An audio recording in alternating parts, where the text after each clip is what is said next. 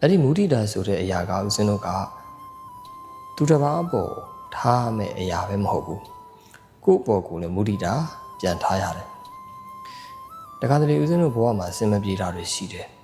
ခက်ခဲတာတွေရှိတယ်အဲ့ဒါတွေကဘဝတစ်လျှောက်လုံးဖြစ်နေတာမဟုတ်ဘူး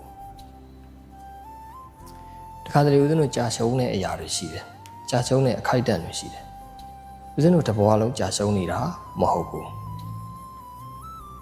အဲ့ဒီအချိန်မှာဦးဇင်းတို့ကိုမုဒိတာထားဖို့လိုပြီဦးဇင်းတို့ကမေ့နေတတ်ကြတယ်ကိုမုဒိတာထားဖို့ကိုတစ်ချိန်လုံးကအောင်မြင်ခဲ့တဲ့အရာတွေကိုတစ်ချိန်လုံးကလုပ်ခဲ့တဲ့ကောင်းတဲ့အရာတွေကိုတခါကြရင်မေ့နေတယ်မေ့ပြီးတော့လက်ရှိကိုကြုံနေရတဲ့မကောင်းတဲ့အရာတွေကိုပဲစဉ်းစားမိနေတတ်တယ်အဲ့ဒါကိုမုဒိတာမထားတတ်သေးလို့ကိုမုဒိတာထားတတ်ပြီဆိုရင်ငါဒီနေ့ကြာရှုံးပေမဲ့ပြီးခဲ့တဲ့နေ့ကငါအောင်မြင်ခဲ့တာပဲပြန်ပြီးဝမ်းမြောက်ရတယ်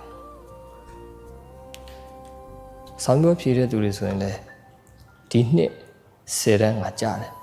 ဒါပေမဲ့9တန်းတုန်းကကိုအောင်ခဲ့တယ်ကြိုးစားခဲ့တာကိုမုဒိတာမပွားနိုင်ဘူးစီးပွားရေးလုပ်နေတဲ့သူဆိုရင်လည်းဒီလိုပဲဒီနေ့ငါတို့တွေစီးပွားရေးရှုံးတယ်အဲ့ပေါ်မှာပဲပူလောင်မှုတွေဖြစ်တယ်ရှင်းနှစ်တွေကစီးပွားရေးကောင်းခဲ့တာမုဒိတာမဖြစ်နိုင်ဘူးအဲ့တော့မအေးချမ်းဘူးပေါ့အဲ့တော့အေးချမ်းခြင်းရင်ခုနကပြောတယ်မုဒိတာလည်းလိုတယ်မုဒိတာဆိုတဲ့နေရာမှာကိုလည်းမုဒိတာထားရမယ်သူတစ်ပါး